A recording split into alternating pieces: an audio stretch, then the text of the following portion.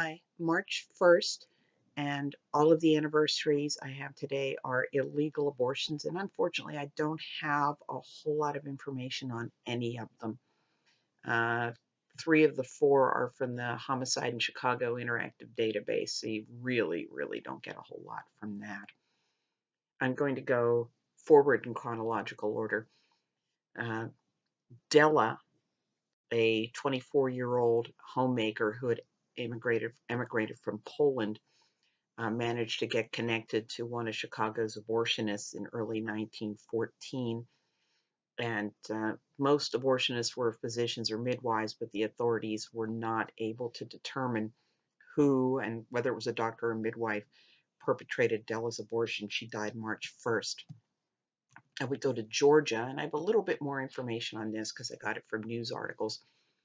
A young woman, 24, named Viola, uh, worked at the dental office of M.T. Summerlin in Athens, Georgia, and on or about February 22nd of 1919, an abortion was perpetrated on her in Summerlin's office.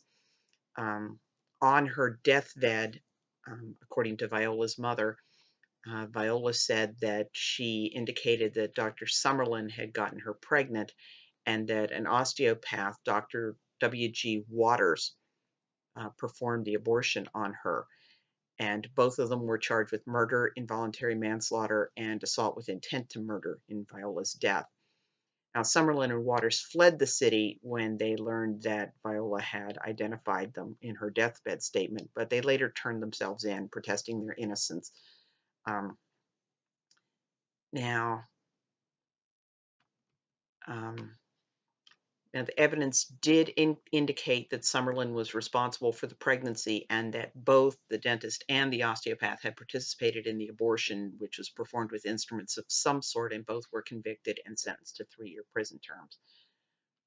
Now we come forward into 1919, and again, we're in Chicago Interactive Homicide Database.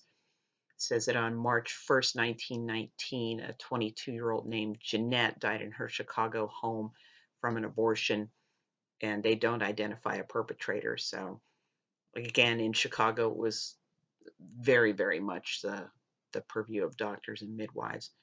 And then we move forward a year to 1920 in Chicago, and a young woman named Christina, she was 39 years old. She was divorced. She was admitted to Swedish Covenant Hospital suffering an infection from an abortion.